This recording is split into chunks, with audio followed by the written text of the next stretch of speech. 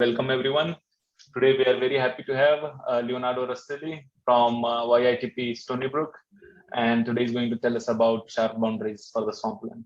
Over to you, Thank you Leonardo. very much. It's a pleasure to talk to this distinguished audience. So I will tell you about this recent paper and maybe some work in progress, but I doubt I'll get that far. I never do. So the paper was with Simone Carogno, Damil Masac, and David Simonzak, and it's part of a longer research program that actually started more in the realm of the conformal bootstrap and its ADS dual version.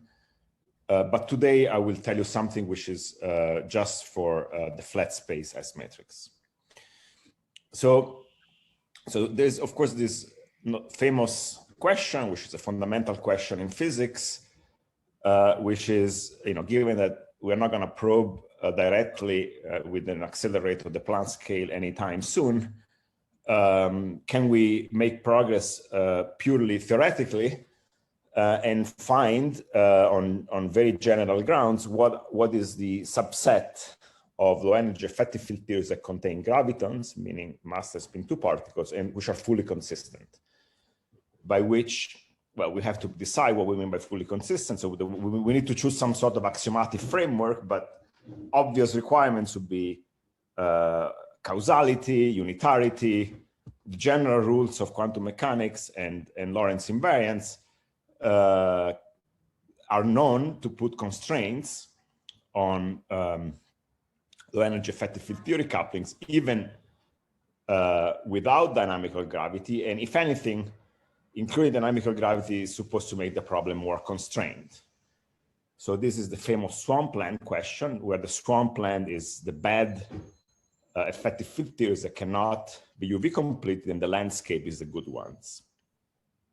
And there is a whole activity in a certain segment of the string theory community, mostly people who used to be doing string theory phenomenology, where the game there is to survey essentially the string theory landscape, various kinds of compactifications, and perhaps complement that with various conceptual arguments having to do with black holes, etc., to recognize patterns and formulate some very intriguing conjectures that I'm sure you've heard about. There's this swampland distance conjecture, there is a weak gravity conjecture, that are meant to be as criteria for whether a theory can or cannot be fully UV completed. And that's extremely interesting, but to my taste, it's also a little bit too qualitative, and also it's a little unclear what the rules of the game are. And so an obvious question is, can we try to be more systematic and really use the rules of the games in the game in the sense of, really imposing the general constraints of unitarity, causality, etc., on low energy effective field theories, and so that would be the bootstrap kind of approach to the swampland. And so here's a cartoon of the Baron de Munchausen, who was the original bootstrapper, who's actually going to lift himself up by his ponytail from the swamp. Okay, so the moment you phrase the question this way, it becomes sort of clear that, well, first of all, you should decide what the asymptotic boundary conditions are. I will have nothing to say about the sitter, unfortunately. But two cases where we can hope to make progress are anti-de Sitter and asymptotically Minkowski. And for asymptotically ADS, I would say that by now, by definition, quantum gravity in anti-de Sitter space is conformal field theory. And so this is just a corner of the CFT bootstrap, where finding consistent theories in ADS, the consistency of quantum gravity in ADS means that we're looking for local conformal field theory, which have certain properties. Of course, the moment if you want to make contact with semi-classical gravity, you need large N. If your semi-classical gravity has to look anything like Einstein gravity, you also need a large separation between the spectrum of let's say the stress tensor and the first single trace operator, etc. And this is a story that many people have worked on trying to prove, first of all, that what I just said is correct, namely that these two conditions, large n and large gap, guarantee that you have a local ADS Einstein gravity dual. And here the program, which is, I think, very well defined, is to push this further and try to put constraints on higher derivative operators in such an ADS effective field theory using the tools of the conformal bootstrap. And the advantage of phrasing things in this way is that this is fully rigorous, really. The axioms of conformal field theory are very well understood. There's no doubt of what, analyticity properties of correlators are, what are the asymptotic conditions in the Regge limit, etc. And then this essentially is a technical problem. It's a technical problem whose main difficulty is to focus on the spectrum of single trace operators as opposed to the complete set of operators. The bootstrap, as usually formulated, of course, you're doing an OP expansion where all operators come in one package, and how to focus on the single trace spectrum at large n has been a difficult technical question, and we are making progress. I will have very little to say about this today, but essentially I'm just going to tell you a slogan. The new two analytic tools in the analytic conformal bootstrap that go under the general name of dispersive sum rules, can be formulated in Mellin space or in position space or etc., are what allows also this so-called dispersive sum rules, whose claim to fame is that they're a way to focus on the single trace spectrum. So that is really part of my general motivation and background. But what I will really discuss today is the asymptotic Minkowski story, where, of course, the basic observable is the S matrix, the scattering of gravitons. And here, okay, technically this is a little bit easier because dealing with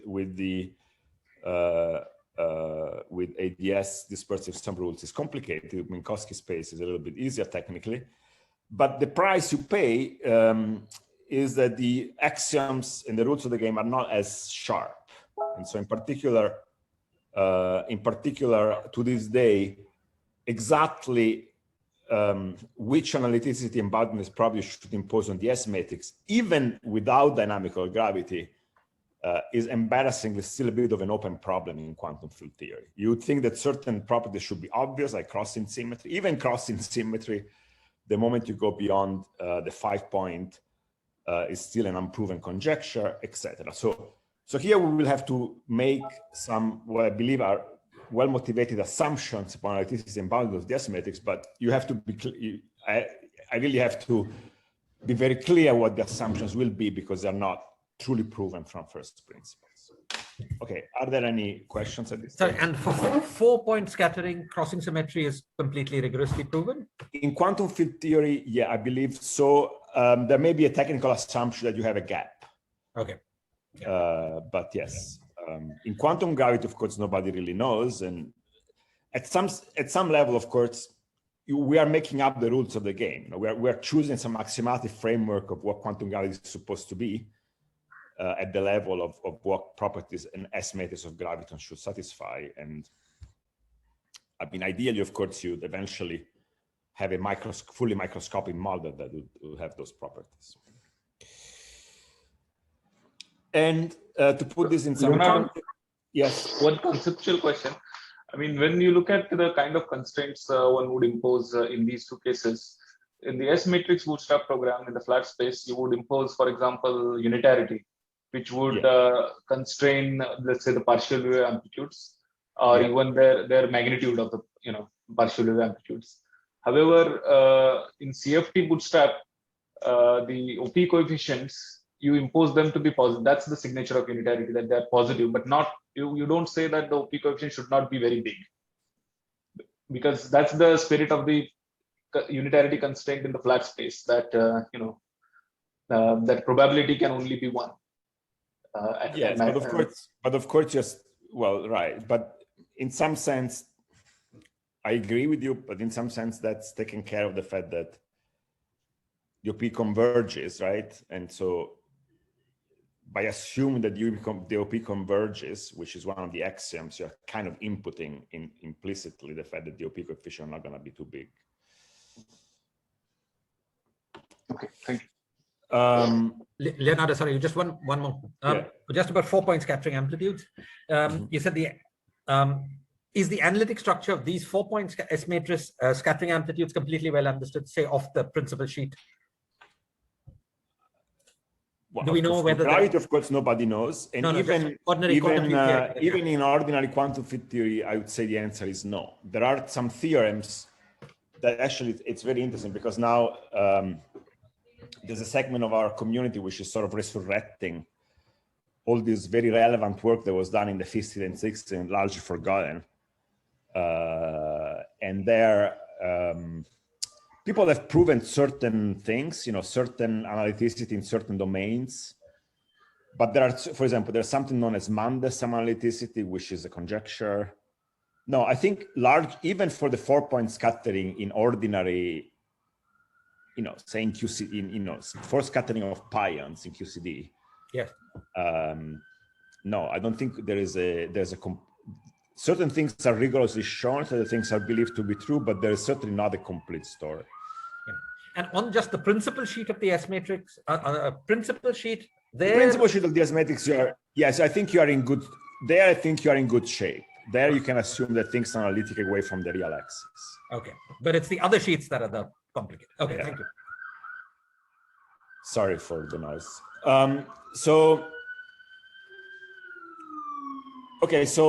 It's been known for a long time, at least since this famous paper, but probably also earlier, that even without dynamical gravity, there are positivity constraints on low energy couplings.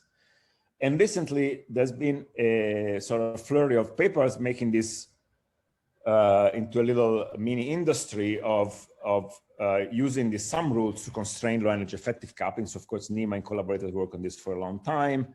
The two papers that are more closely related to what I will tell you today are these two, where these authors were able for the first time, I believe, to derive two-sided bounds for EFT couplings, so both an upper and a lower bound on the higher derivative couplings. I will review this in a minute.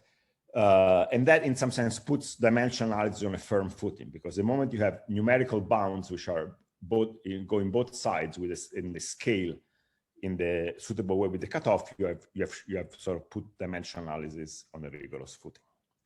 And so the idea, which is sort of an obvious one, is to generalize this program by including dynamical gravity. And one difficulty, of course, you have to face is that in 4 dimensions, the S matrix of gravity is not well defined because of infrared divergences.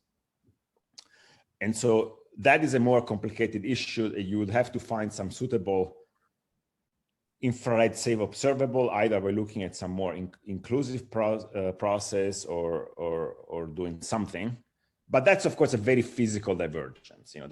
It's just found that the exclusive gravitons of the exclusive scattering of gravitons with fixed momentum is just identically 0, because there are soft gravitons, and that issue is not too unlike the one you have in ordinary QED. And so we will restrict in dimension greater than 4. I think this issue of defining a more inclusive observable in 4 dimensions is an interesting one, but I will not say much about it today. Okay, so still as a general warm-up, what would you like to do? Well, so ideally, you would like to start with the theory of pure gravity, viewed as an effective field theory. So we assume that there is some UV cutoff M, and that below that cutoff, the only massless particles are gravitons. And then, of course, we know, Weinberg told us that long ago, that the effective field theory has to start with Einstein gravity, and then you write the most general higher derivative interaction. Here I'm being very schematic. There are several ways to construct the Riemann tensors, but roughly that's how the expansion will look like. And notice also that I've put the Newton constant in front. So I will always have in mind the fact that I'm looking at the weakly coupled theory of gravity. So I will always have in mind a scenario where the Newton constant is small. And by the way I've normalized things, all these higher derivative couplings are also small. They scale in the same way with some overall strength. And of course, on very general grounds, we know, so the effective field theory will be valid at energies which are much smaller than this UV cutoff, and the UV cutoff can at most be as large as the Planck scale. But as I said, what I really have in mind is a theory where the UV, so the example that I invite you to keep in mind as a paradigmatic example of what we are going to constrain is weakly coupled string theory, where the UV cutoff M is significantly lower than the Planck scale. They are parametrically separated by some power of the string coupling. And so in weakly coupled string, where the coupling is fixed but small, is the situation where our consideration should apply very directly.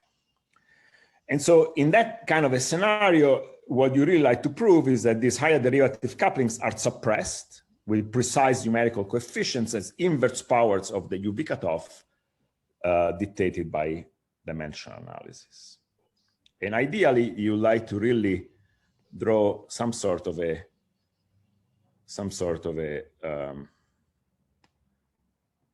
little exclusion plot, where perhaps you'll find that these couplings are constrained to lie in an island, much like the 3D Ising model island.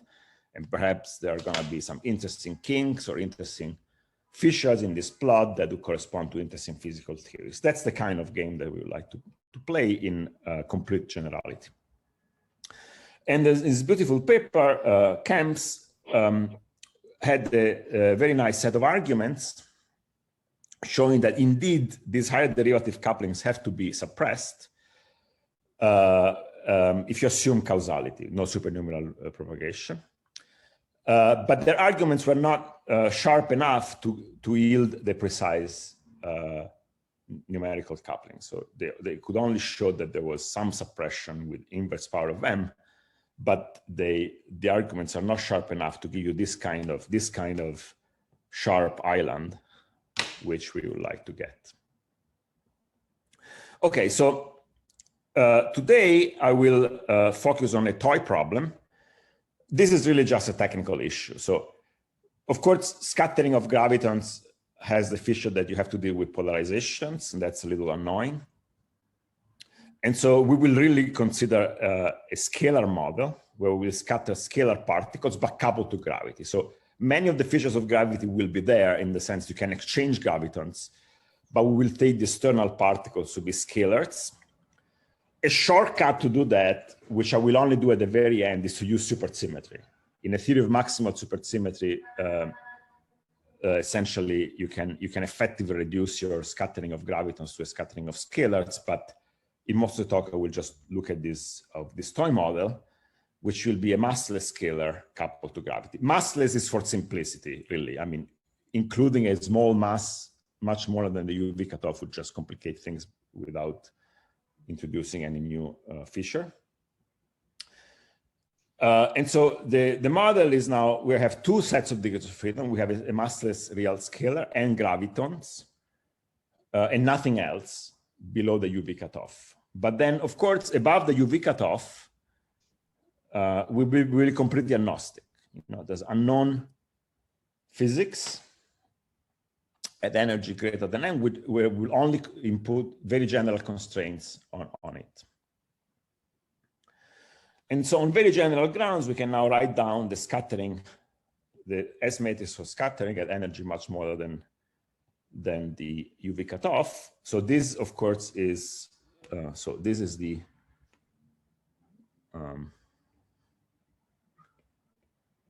graviton scattering, which contributes this term from the three channels. You may have or not a self-coupling of the scalar for example, lambda 3 and lambda 4. And then, on very general grounds, it follows that given that the on-shell vertex of two scalars and a graviton is fixed, this is the only non-analytic term you can write down at tree level. And then once you've exhausted non-analytic terms, everything else has to have a Taylor expansions in the massless invariants.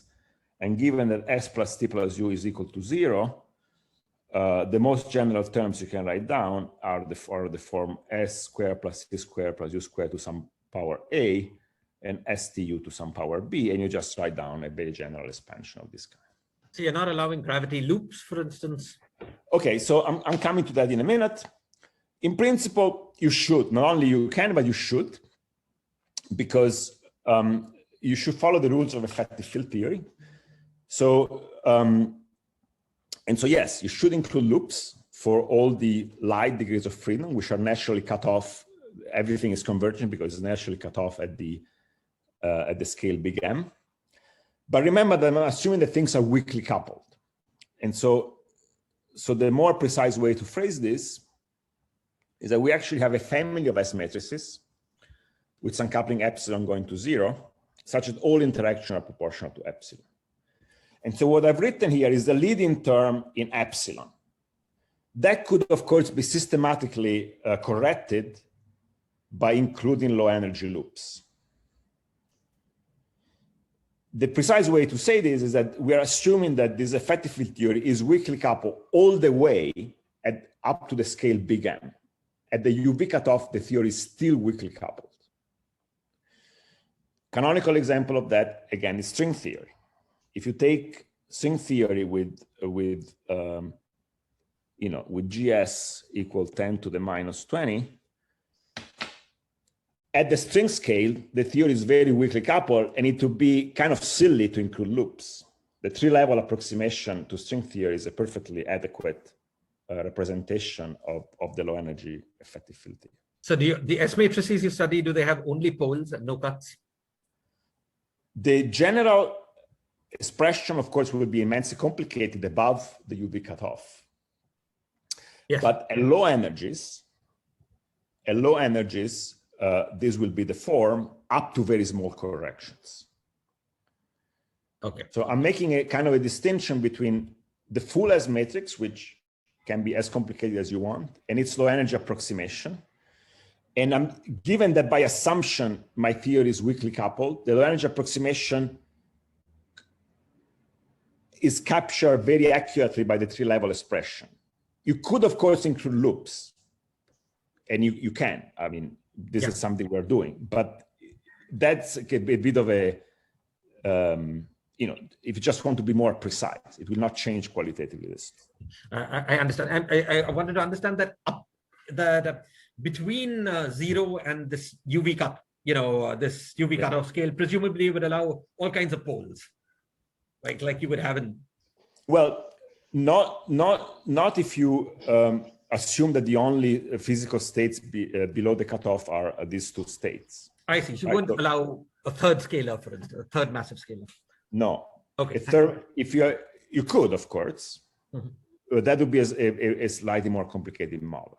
Okay. In the simplest possible model, I'm only assuming that I have these 2 degrees of freedom. So from the point of view of this effective field theory, the mass of that additional scalar would play the role of the UV cutoff. Perfect. And this effective field theory would only be valid below that. So of course.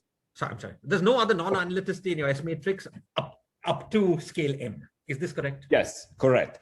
Except for low energy loops, if you're inclined to include them. But those would be suppressed by powers of epsilon. Sorry, Leonardo, can I ask you about that? It's been a while since I thought about it, but I remember in pion scattering, etc. Sometimes you're right, you have loops which are suppressed by a coupling, but they're enhanced because of logarithms. And right, so there are, correct. Do you assume something about how big the logs are compared to epsilon, or? No, you don't. I mean, you could include the logs. So this is something we are warming up to do. I don't think they would change the story significantly and perhaps it will become a little bit more clear in a minute. Okay, thank you. Okay, so now the framework is rather sharp. So first of all, there is this overall epsilon. So obviously epsilon is arbitrary, it's small but arbitrary. And so the best I can hope for is to put constraints on ratios, my couplings. But the moment I take ratios and I further take out a power of the UV cutoff to make this coefficient dimensionless, then I'm in good shape and I really can ask the question of whether or not in this space now of purely dimensionless coupling Cs, I can find sharp exclusion islands. And the UV cutoff is the place where you have the first non-analyticity in your S matrix? Correct. Thank you. The first analyticity except for low energy loops. Yes. So it could be, in string theory, that would be the mass of the first massive string mode.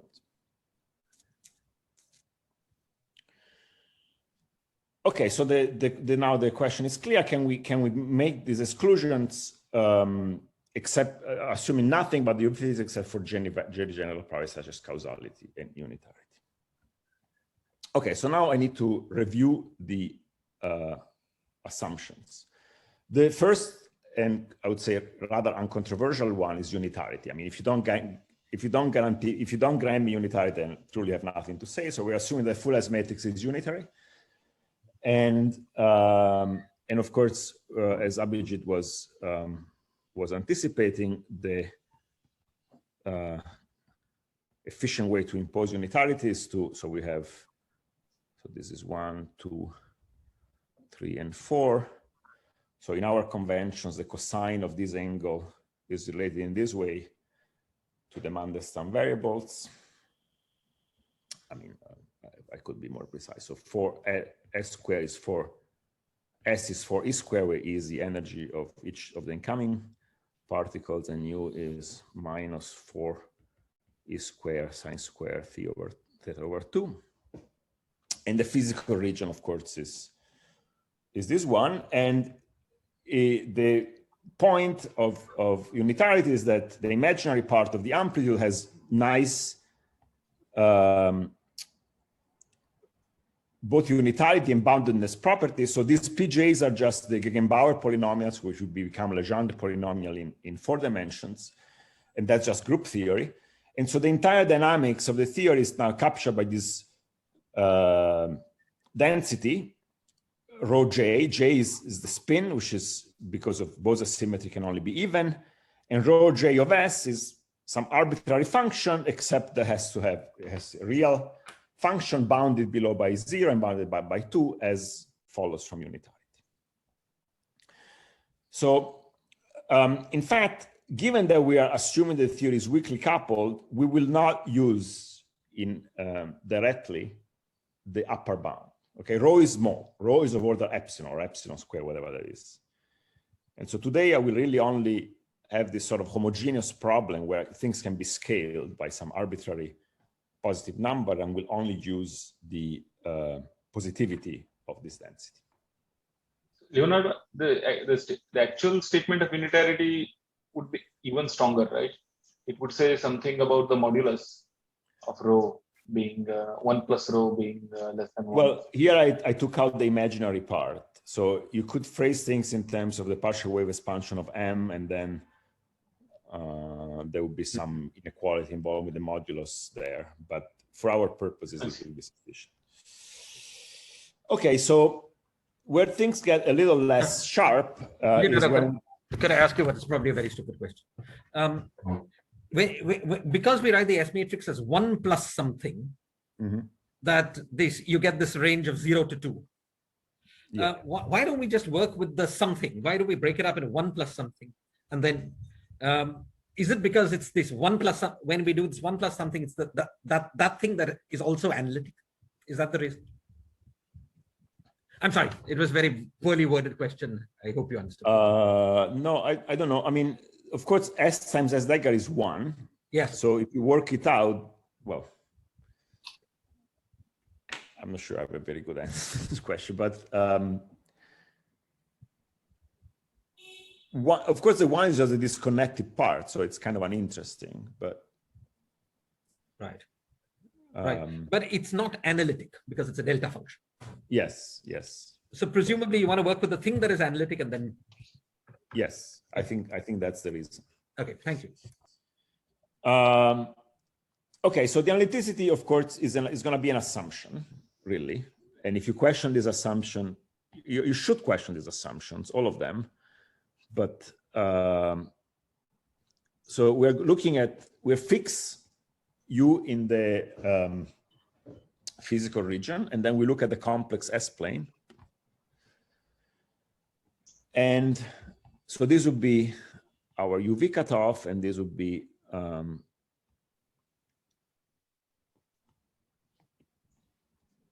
we are going to assume the standard analyticity properties of our S matrix. So there could be low energy loops that will introduce non-analyticity. Sorry. Non-analyticity. There could be, as was mentioned earlier, for example, logs that makes this non-analyticity, that introduce further non-analyticity in this low energy region. For simplicity, I'm going to ignore them, but those are suppressed by powers of epsilon. That's a small correction to the story. The real non-analyticity will only appear at the UV cutoff, and that will be completely agnostic about what happens. It could be some complicated cuts or multiple cuts or whatnot. The only constraint there will be unitarity. And on the other hand, we will assume analyticity this function is reanalytic, so it can be reflected from the upper half plane to the lower half plane just by complex conjugation. We will assume analyticity in the upper half plane. That's an assumption. Strictly speaking, we will use a little less. So we will actually only really use the fact that the amp is sort of analytic in the region. You could surround this by some circle. It should be analytic in the upper half plane outside that circle, but let's not make these minor distinctions. So that's analyticity. Crossing symmetry. Well, crossing symmetry, I would say, is also rather uncontroversial. We have a fully crossing symmetric amplitude, and since S plus T plus U is equal to 0, this must be true. But Leonardo, yes. sorry, just one question, just about the previous discussion. What does it mean to put an upper bound on this order 1 number, especially in the case where a low energy observer does not quite know what the cutoff is? Oh, right. I'm assuming I know the cutoff. But LHC, let's say I'm an LHC person. What should I anticipate? Well, then you should reinterpret our. I mean, if you want, you could turn this around and suppose you measure. Suppose you put a bound on the higher derivative couplings. That can be reinterpreted as a lower bound on the cutoff. Yeah. Okay. I mean, otherwise you don't have. I mean, I thought these were bounds on the dimensionless parameters, right? The bounds that we will derive today are bounds on the dimensionless parameter. Abhijit is asking the legitimate question. If I'm a purely low energy observer, of course, I don't know where the cutoff is. Right. And so, right. But you see, that's a great point. On the other hand, in principle, you see, I have an infinite dimensional space of dimensionless couplings. And yes, and the UV cutoff is a dimension-full thing that I don't know, but in some sense, it's just one uncertainty in this infinite dimensional space. So, if you imagine having, if you imagine having infinite precision in which you could bound all these higher derivative couplings, then yes, you have an overall uncertainty about the scale, but it's just one uncertainty in this infinite dimensional space. In practice, of course, the uncertainty about the cutoff would be significant, but then you turn this around. You put a bound on the higher derivative couplings, and you reinterpret that as saying that the cutoff has to be higher than something. Okay, so I'm saying that the cutoff has to be lower than something. Has to be, well, if you actually find that these higher derivative couplings exist, yes. If you find that they don't exist, as unfortunately has been the case in in particle physics, then you'd say the cutoff has to be higher, has to be smaller than some. I mean, right. But if you measure these two in LHC, then if you measure a deviation from effective field theory in terms of some higher dimension operator, then yes, you would say that the cutoff has to be. Yeah, there has to be some particle or something like that, at least by this guy. So you build your accelerator up to 10 TeV. Yeah, I was phrasing things pessimistic in the sense that unfortunately we haven't found any deviation. Okay, so you can question one, but I don't know what to tell you. 3, I would say, is rather uncontroversial, and the one assumption, however, I think requires a bit more discussion is assumption number 2. So we are taking the limit of this amplitude around rays for fixed, phase. We're taking S large in modulus, and we're assuming that m over s squared goes to 0 at infinity.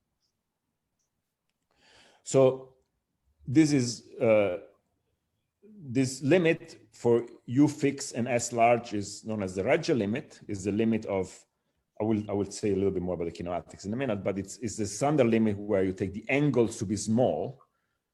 They go like one of the inverse momentum transfer, keeping and taking the energy large. And this requires a little bit of discussion, especially for this audience.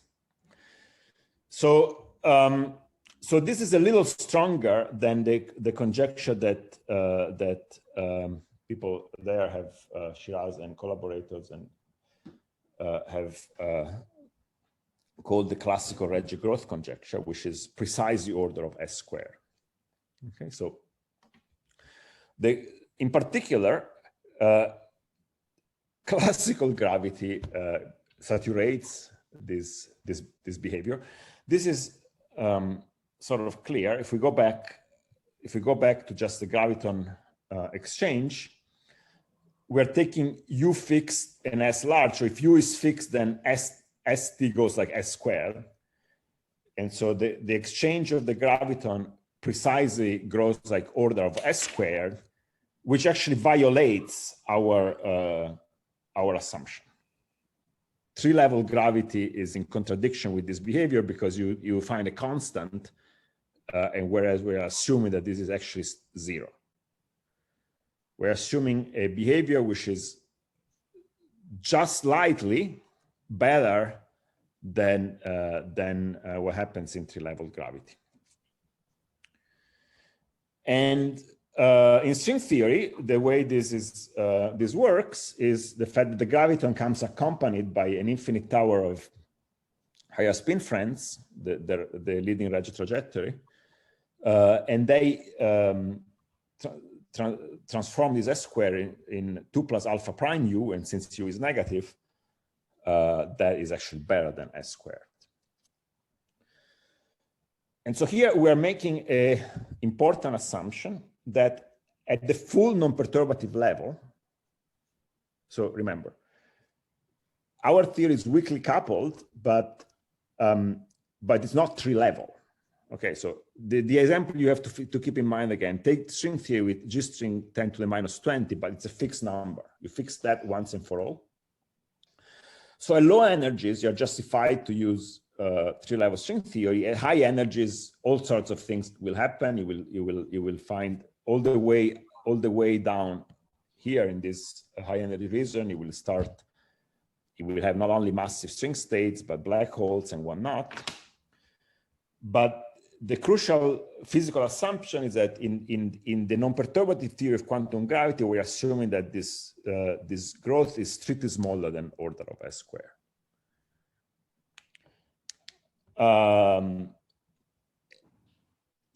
You could try to lift this assumption, but then I would have very little to tell you. And the reason I would have very little to tell you is precisely the fact that the 3-level graviton exchange goes precisely like s squared. And so that means that I cannot, under my assumptions, I cannot subtract the graviton pole. because if I did, then the subtracted thing would not have my boundedness assumption. But the converse of that is that if you assume that the growth is order s cubed, for example, or even just strictly order of s squared, then I would literally throw away the baby with the dirty water, because I would just redefine my amplitude by subtracting the graviton pole, and then where is dynamical gravity?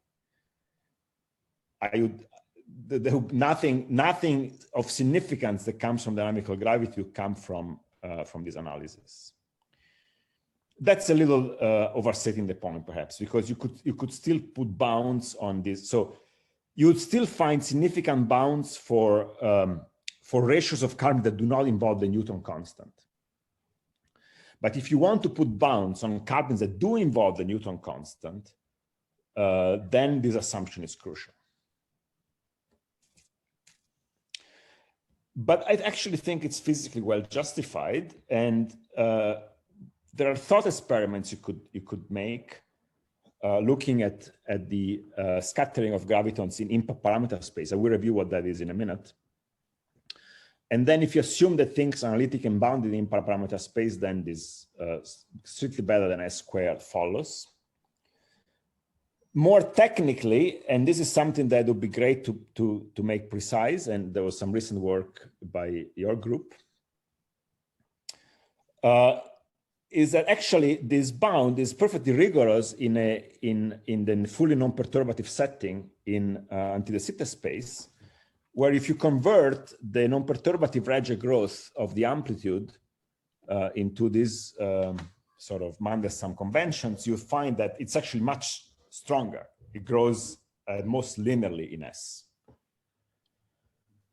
And the idea then is that if you were able to carefully take the flat space limit at the full non-perturbative level, that would guarantee that the behavior is better than S squared. Similar analysis was done at 3 level in your recent paper, and that provided evidence for this order S squared behavior. But what you're saying is that the non-perturbative level, the ADS bound is actually strictly better than S squared. And hopefully that will translate in something strictly better than S squared. Could I ask you about that, Leonardo? S sounds a bit too strong, because it sounds like stronger than the Froissart bound. Yeah, fine. So sure. The Froissart bound is S times logs. Yes, exactly. That would still, of course, be fully. Basically, I'm saying there's a lot of room to spare between S and S squared. And we're hoping. I understand, but like you said, it sounds naively that the non-perturbative chaos bound says S, and I was just wondering whether that one should be worried about that, given that we know that S cannot be completely right. Yeah, that's a great point. So, right. So, of course, I have not done that analysis. It would be great to have some sort of arguments and that some sort of way to take the limit. Maybe you have thought about it. I thought a little bit, no conclusion. But yeah, but so basically, this is a crucial assumption that things are just very slightly better than the order of S squared. So the chaos bound is precisely order S squared, and we're requiring something which is infinitesimally better than that, because otherwise we will have nothing to say about the Newton constant. If things are worse than S squared, then you can just do a subtraction, and then the Newton constant will completely drop out of consideration.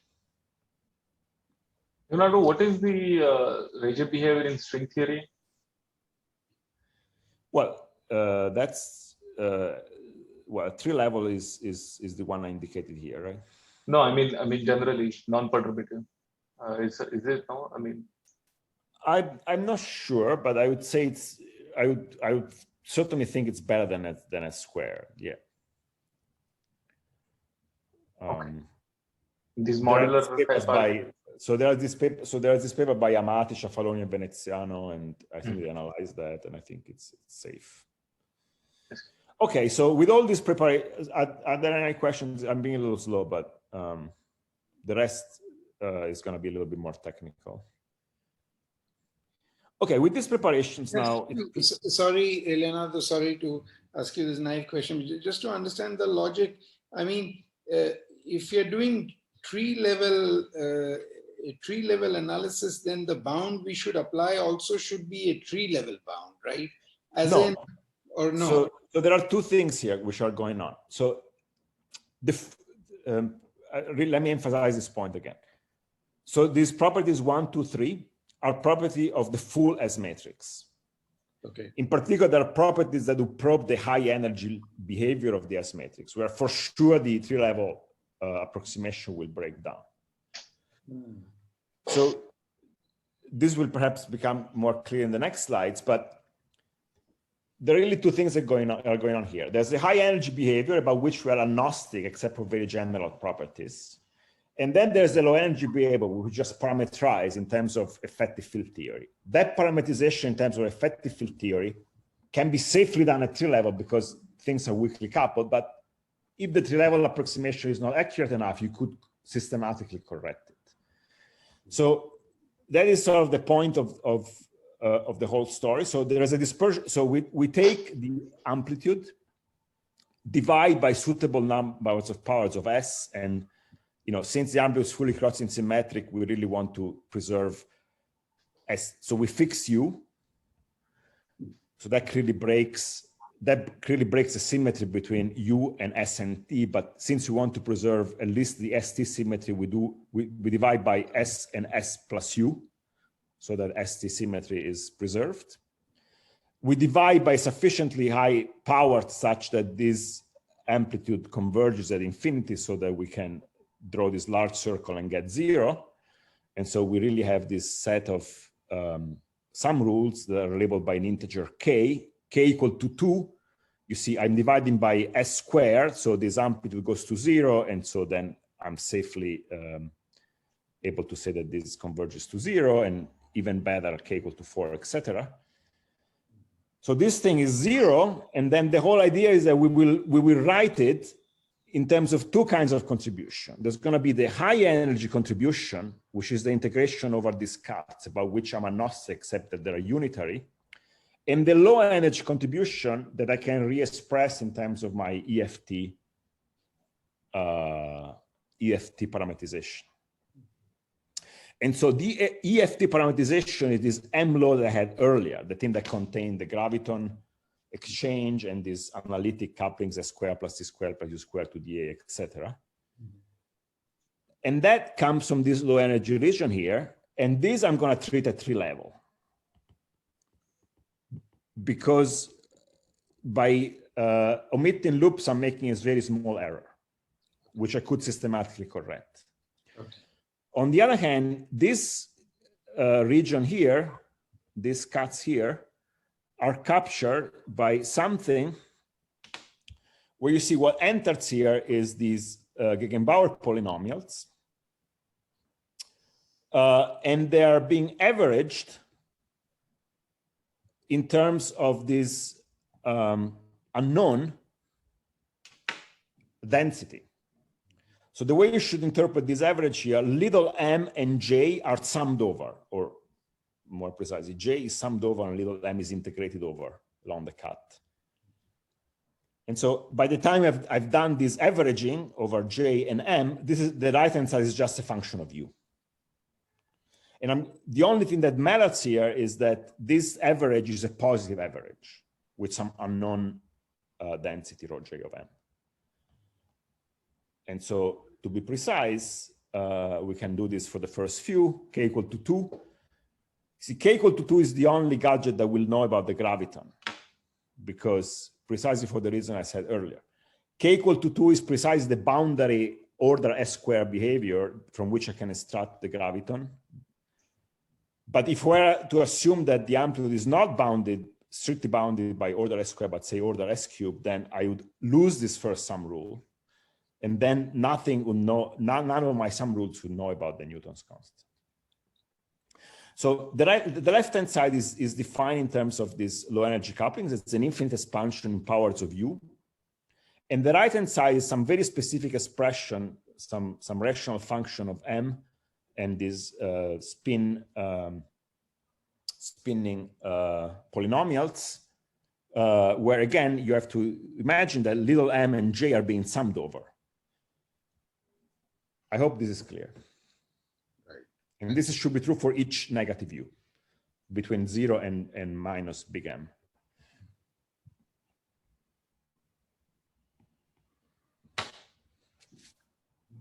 Okay. So you have an infinite set of some rules. First of all, because k can be an arbitrary even number, and second, because for each k, you really have a whole function of u. Sorry, so in particular, if you had a tree-level exchange of a spin j particle, you would get one of these guys with a delta function at n, right? At the mass of that tree-level exchange. One of these guys on the right-hand side. This pj is like the kinematics that appears at spin j tree-level exchange, right? Yes, that's right. So correct.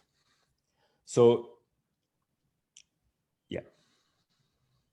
And a loop is just like many tree-level exchanges integrated over all masses. So, right. So what loops would do would change they would not do anything on the right-hand side, because the right-hand side would be completely agnostic. They would change the left-hand side. Now, you could indeed change the left-hand side systematically by including loops. No, sorry, I was talking about something simpler. I meant just that if the high energy stuff was not poles, but loops, the fact that it's always pj just is a kinematical fact that would continue to hold, right? Sure, absolutely. On the right-hand side, I'm just using group theory, nothing else, because there's this unknown. Everything is parameterized in terms of this unknown density, which is in general would be some continuous, complicated thing. Yeah, I can think of this like a Lehmann kind of representation, right? Exactly. Fine. Exactly. Okay. So the high energy on the high energy side, we're being completely general.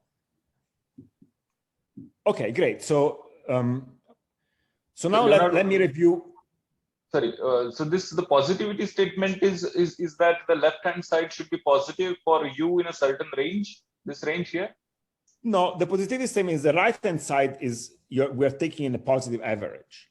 Now, how that positivity influences positivity on the left, of course, is complicated. No, but this is valid for what values of u? Between minus m and 0.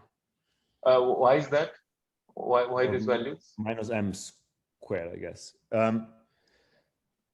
Well, that's a physical, because everything is done in the physical kinematic region of scattering. Okay. Okay. You could hope that things could still be valid for u smaller than minus m squared, but then things get iffy. I don't want to go there. Okay. So sorry, one more. You said it, but I'm not sure I understood. Capital M was your cutoff, but is it also where the first extra particle appears in the? Yeah, you could think of it that way. It was the first analyticity of the S matrix appears at big M, which could instinctively be just the massive pole, the first resonance, the first massive resonance. Okay, thank you. Okay, so now let's practice. So now let's get to, so this is all a big long warm up. So the basic achievement of our paper was to be able to deal with this term here, which blows up for u goes to 0. And most of the, I would say the entirety of the preceding literature was studying these positivity constraints strictly in the forward limit. It's particularly the original paper by Adams et al. Were really taking u to 0. And then subsequent work was doing a Taylor expansion in u, which is of course problematic for the graviton. And people were very confused about whether that means that there's any kind of positivity that is left if you include the graviton pole. But in some sense, you know, the insight, such as it is that you should not do a u going to 0 expansion. You should take this as exact sum rules for any u and process them a little bit more cleverly than was done before. But before I get into that, let me review what was done before. Let me actually set g to 0. In this slide, g is set to 0 because otherwise I cannot take this u going to 0 expansion. And let's see what we get. So if I expand this out, I would find that, for example, G2 is the positive average of 1 over m to the fourth. Well, great. So that instantly implies that G2 is positive. G3 is the positive average of 3 minus some function of the spin over m to the 6. Well, one thing that immediately implies that G3 is going to be smaller or equal than 3 over m to the 6. But given that m is integrated from big M onward, well, clearly that is the same thing. That is bounded by 1 over big M squared, 3 over m to the fourth, which we recognize as 3G2 over big M squared. Okay, so here's the first interesting bound. G3 over G2 is smaller or equal than 3 over m squared. Now, we also want to put a lower bound on this ratio. That's a little bit more involved because we need to control the strength. It turns out that this spinning contribution cannot be arbitrarily large. And the way to see that is that actually, the moment you start doing this expansion, you will discover that the same coupling, for example, G4, can be expressed in 2 different ways using these sum rules, which means that the high energy data are not completely arbitrary. They must obey some interesting null constraints of this form. Just the average of this particular combination of the spin over little m has to go to 0. And using that with some cleverness, you recognize that this term cannot be arbitrarily negative, and that puts a lower bound on G3. And so the way to do this systematically is to actually put this on a computer. So if you find, so, you know, the G2 coupling here is the average of G2 m squared J. G3 is the average of G3 m squared J. If you find that for arbitrary little m and J, I'm able to find numbers big A and H such that this is positive, then clearly by taking the average of this, I prove a lower bound on G3. And so this is precisely the kind of thing that leads to a linear programming problem that can be put on a computer. And this is just the simplest thing you can do. And then, of course, doing this more systematic, you find these exclusion regions.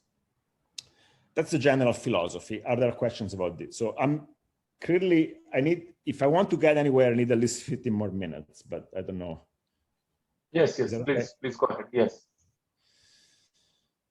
Okay, so now finally let's get to the main point of our paper. This expansion for small u is problematic. First of all, because it doesn't let us address the graviton, but also conceptually.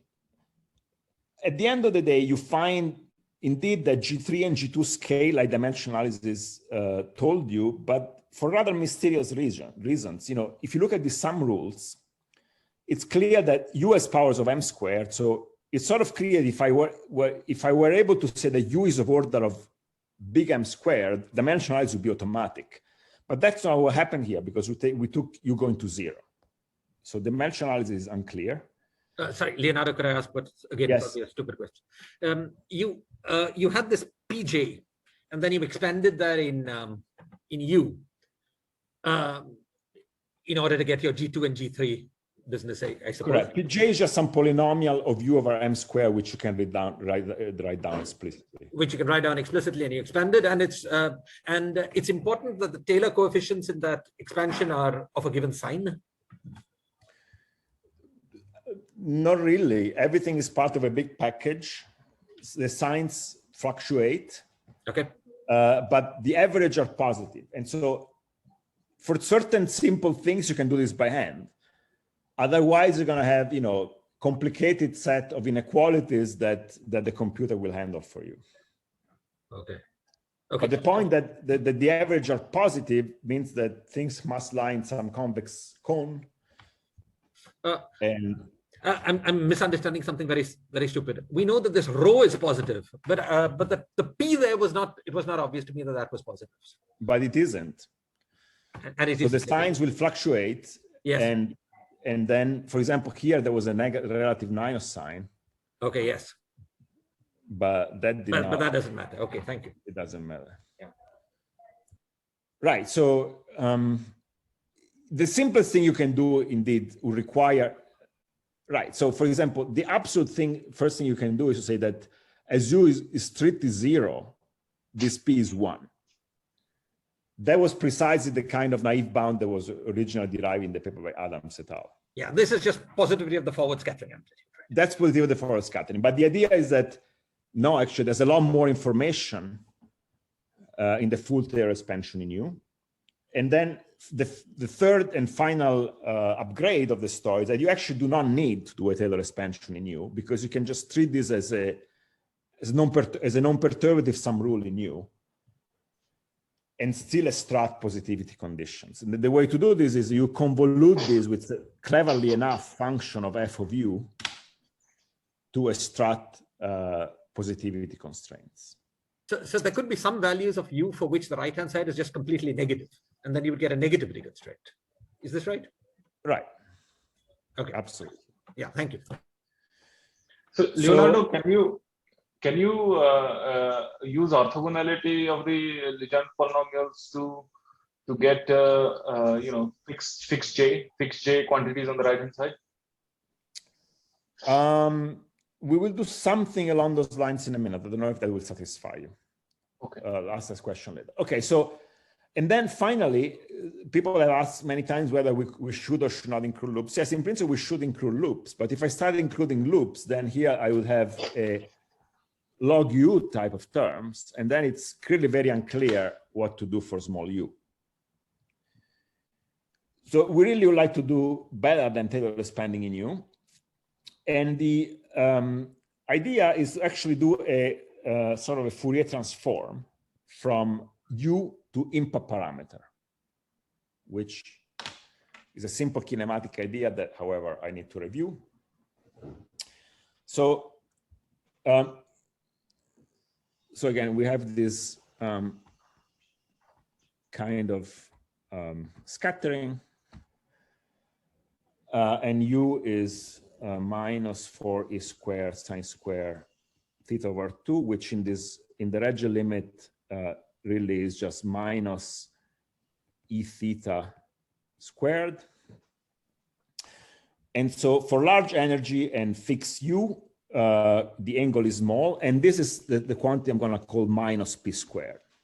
So p is the momentum transfer. And if you think about for a second, in this limit, the momentum transfer, so of course there's time, so we have big d minus 1 space dimension, space directions.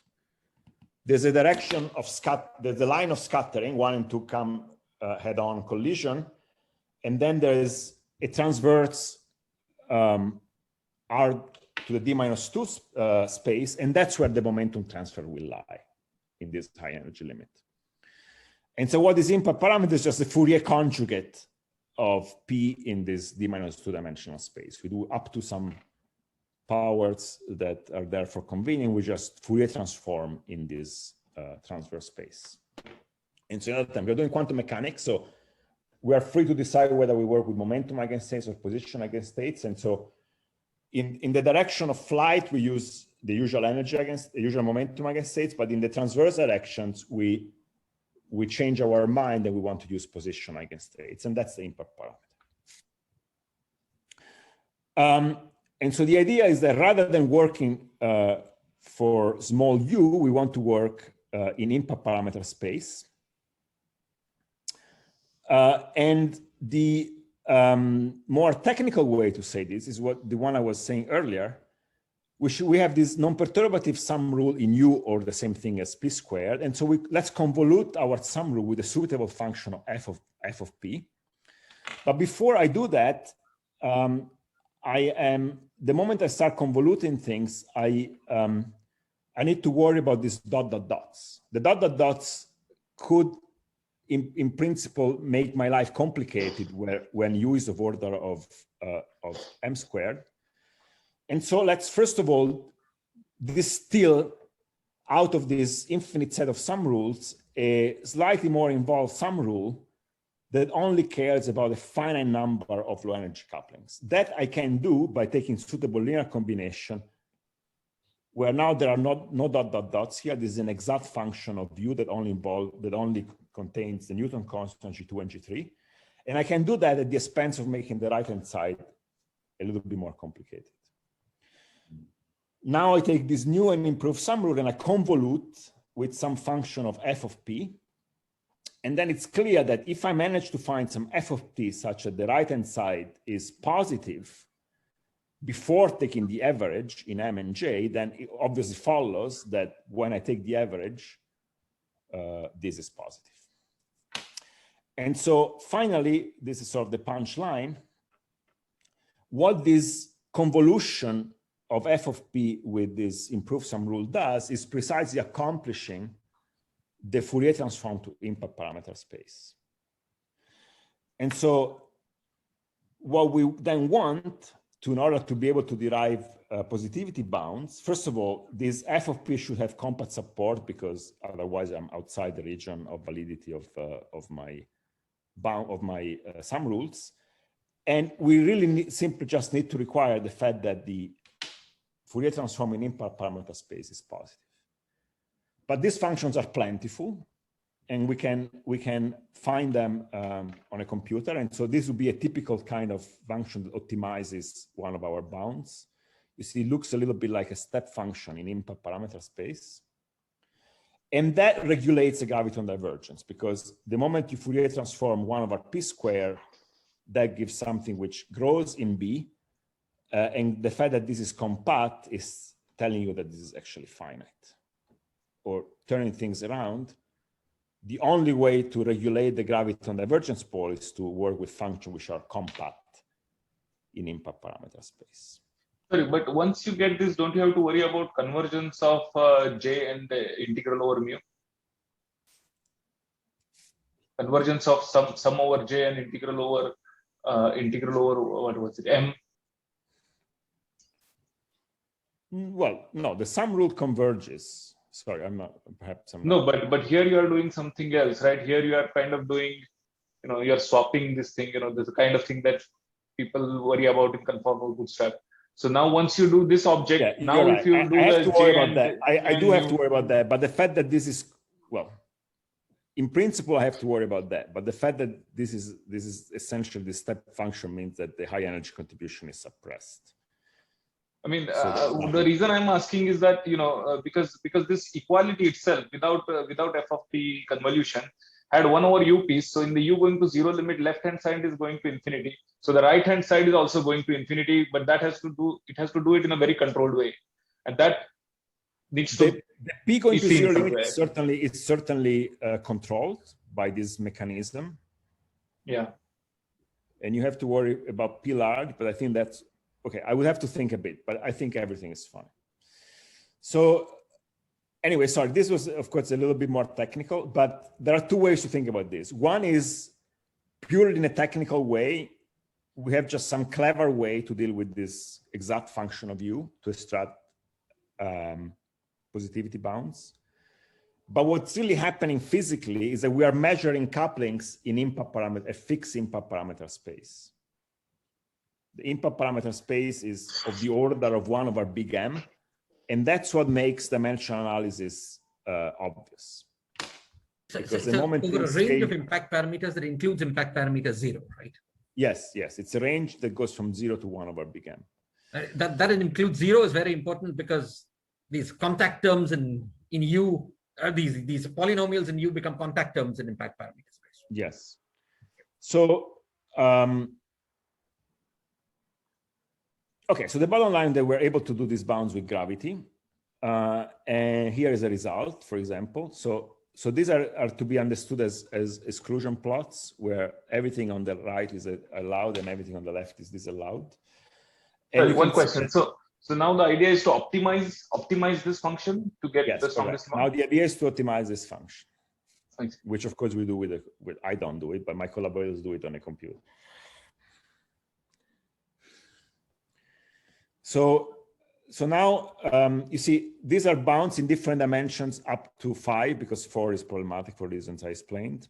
And what is shown here is, you see, it's dimensions as ratio of G2 over the Newton constant and dimensional ratios of G3 of the Newton constant. These are the kind of things you can bound. And okay, there are several features of this plot which are worth pointing out. First of all, contrary to what I told you earlier, we don't have an island here, we have a non-compact direction. For, you know, this direction here is non-compact, but that actually was expected. The reason is that in this toy model, where I have gravity and a scalar, there's absolutely nothing that, without further physical input, there's nothing that controls the relative strength of gravity to the scalar self-coupling.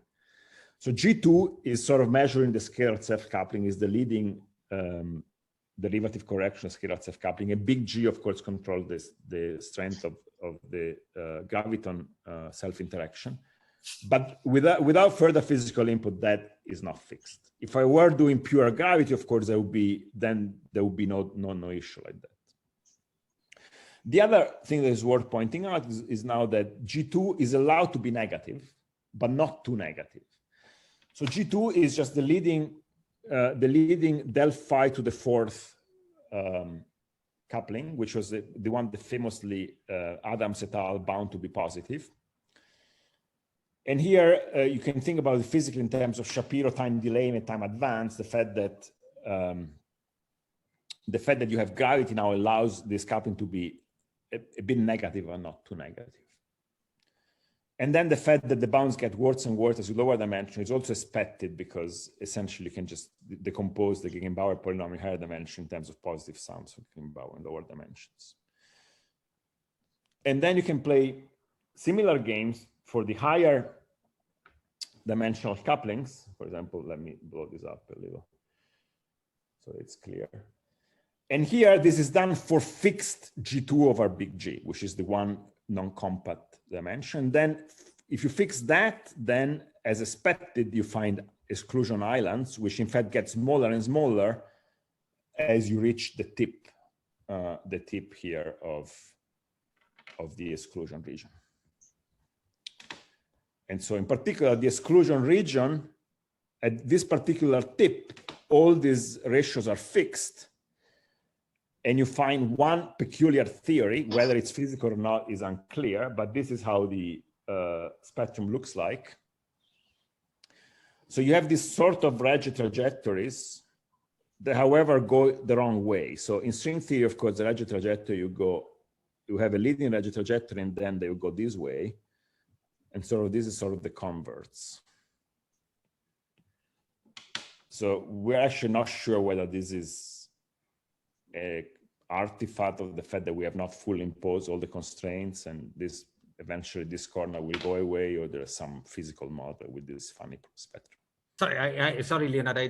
I missed what is this plot, please? What are these dots? And oh, okay. So as usually is the case in this kind of bootstrap problems, if you're zooming in on a corner, yes, the entire spectrum is determined. So these are the non-analyticities in the S matrix? Yes. The S matrix now becomes some sort of meromorphic function with these poles. I see. So the first of these is where your M is, your capital M is. Yes. So right. So so this is little m over big M, right? And so you see that this is just the graviton. Yes. And well, and there's this funny spectrum. So there are lots of states. There are lots of There's states. a lot of states. This is one which is big M. Yeah. So there are plenty of states at the mass gap. There's plenty of states at the mass gap. That seems unphysical, right? Because you have at the mass gap, you have states with arbitrarily high spin. Right. And also, this has only pole-like non-analyticities up to any amount, a very high energy, right? I mean, all the energies. So that is also unphysical, because you would expect quantum corrections, loops and such at very high energies, right? Because it looks like a classical theory now. Is that correct? But that's okay. That's totally okay. I mean, the Veneziano amplitude or whatever, the Virasoro-Shapiro amplitude obeys all of our assumptions. Well, I thought very high energies, you're not at very high energies, I'm allowing for an arbitrary analytic structure, but it doesn't mean that the meromorphic function does not obey my assumptions. In fact, it clearly does. So it's entirely possible that the theory that sits at some corner will be just a meromorphic function. I see. Okay, so okay, sorry, I really should conclude. So one last thing. So as I said, there's a shortcut to deal with the graviton polarization, which is to consider maximal supergravity. And there, effectively, you can factor out the elasticity dependence and deal with an effective scalar amplitude. And the graviton is here, and then the leading correction is G0, which, if you write it in terms of an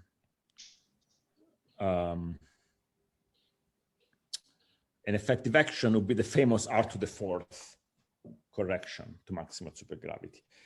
And maximal supersymmetry gains you 4 powers of Regge behavior. So actually now S² times M is 0 as S goes to infinity. And then by playing a very similar game, now we really do find 2 Saudi bounds as expected for this G0, which are compatible with string theory. And that's kind of the kind of conclusion that you wanted to find, that hopefully will be generalizable to. In fact, there was a recent paper by Giboyedov, Sviburn et al., where that building on our argument, they have an argument that this will actually generalize to the scattering of gravitons. And the idea here is that as the Newton constant goes to 0, all the higher derivative coupling also necessarily have to go to 0. So you could have imagined in principle that the graviton could scatter, could produce a massive state with arbitrarily high strength, but that's actually not possible. Integrating out that massive state needs to lead to a higher derivative correction, which is actually bounded from above. Okay, I think I should conclude. So clearly this is just a little toy model, but it's a proof of principle that this can be done. And a story that we're now working on, there was actually a recent night paper by Sandipan Kundu that sort of partially scooped us, but whatever, his methods are a little different than ours. Is to uplift the story to ADS, where we don't have to wave our hands about these assumptions. These assumptions are very solid.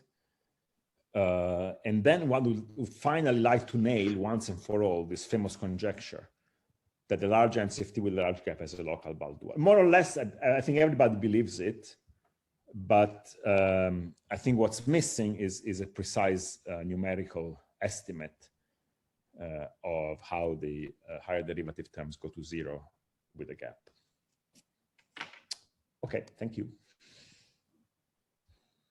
Thank you very much, Leonardo. Let's all unmute and for a wonderful talk. And do we have questions?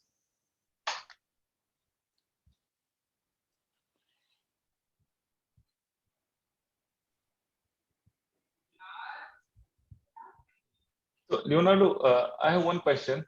This graviton pole, there was a paper, I don't remember when, it was by a Japanese group, where they tie the graviton pole to the Regge behavior, to the divergences. I mean, the divergence associated to u going to 0 limit to the divergence associated to the Regge behavior. Sorry, I don't know this paper. Which paper is this? Yeah, I also would have difficult time remembering it. I don't know. Do you remember, Shiraz? We could send Leonardo an email. I can't remember the name of the author. Yeah, okay. Japanese is what I remember. It was a very nice paper. Yeah, very nice paper. So that's what partially motivated my question, which was about here you are, you share with this convolution with f of p, you nicely regularize the divergence, but then one should have a mirror image on the high energy side also, because the high energy behavior is also so constrained because of that. That's why I was asking. Sorry, no, I don't know. The idea was that there's this divergence as u goes to 0, and that should be reflected on the right-hand side. Yeah. And oh, yes, I'm sorry. Yes, right. Sorry, maybe I'm right, but that absolutely. In some sense, that's just crossing symmetry, right? So it's the usual type of right. It's the usual type. In the conformal bootstrap context, you'll be saying it's this sort of this Lycon bootstrap game, that you have the identity in one channel that implies, and in the other channel you need to have these double traces, and this is the asymmetrics version of it. So the fact that you have a u going to 0 divergence there means that the high spin behavior on the other side has a certain growth. Yeah, and they talked about how that you had this almost S square AJ behavior was tightly related to this 1 by u growth. I see. Right. They relate the coefficient of the 1 by u to the power of s, the coefficient of u in appearing in the exponent of s. Okay. Yes, makes sense. Alpha prime. Yeah. Okay. Sorry, one more. You right at the beginning, you talked about r squared and r cubed, and you talked about if you had both these coefficients, then you could say you could place a bound on the UV cutoff scale. And just to get the direction, if you had an r squared but no r cubed, would that bound be that the UV cutoff scale was infinity? Well, that I think depends on the precise shape of this island, right? You know, perhaps if the island was literally like this, then you could conclude that in the presence of an R2, you necessarily would have to have an R3. Okay. But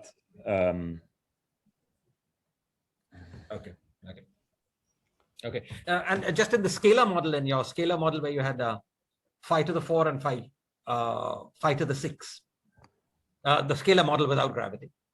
There, if you had a del phi to the 4, but no del phi, no 6th derivative term, was that saying that the UV cutoff was infinity? That was the bound on there, then infinity? In the absence of the Newton's constant, right? Yes. So if you only had well,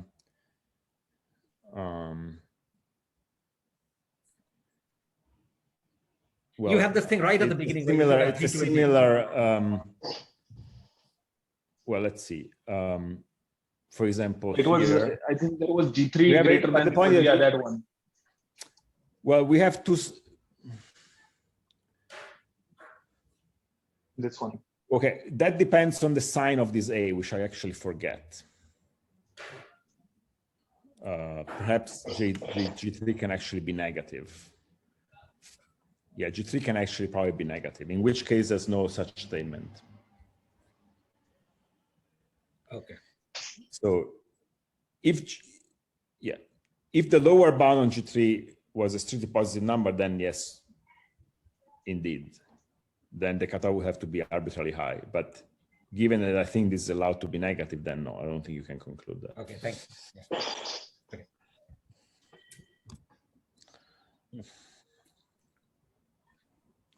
Leonardo, why do you say that this convolution effectively takes you to impact parameter space? Because there also it's some function, right? It's a non-trivial function, just the way it is in the P space. Right. So this I kind of rushed it a bit. So what happens here is something which I didn't know, but it's a basic thing in relativistic kinematics, which is the fact that where do I have it? That if you take large m, little m, and fix impulse parameter, then you can use the classical relation between the spin and the impulse parameter, where J becomes mb/2. And the way this happens, and so if you do that, Mm-hmm. this thing sort of just gives you a convolution that effectively gives you the Fourier transform. So what I said is strictly only true in this limit of large energy and where the spin scales with the energy. This makes sense, right? So impact parameter is defined for arbitrary spin and arbitrary energy. But in this sort of semi-classical limit, then it just gets replaced by the usual classical relation. So big J and little m are the quantum numbers of the exchange particles, whereas B is an external control parameter because it's up to you. You're looking at an experiment and fixing impact parameter. But if you do an experiment and fixing parameter, you actually look at what's being exchanged, then in the limit in which what's being exchanged is large energy, then you have this relation between the spin and the energy is true. That's just a kinematic fact.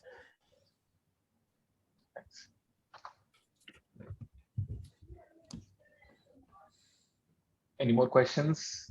Hey, If Leonardo, not- could I request you to send us your transparencies, if you don't mind? Sure. You want me to send the ones with these notes or the clean ones? Either way. Okay. Okay. Well, thanks a lot, Leonardo. Thanks again for a Yes, wonderful thank you talk. very much. It was a fantastic talk, Leonardo. Very thank clear, very interesting, fantastic. Yeah. Thank you. Hope to see you in Aspen. I hope so too. Bye-bye. See you. Bye. See you.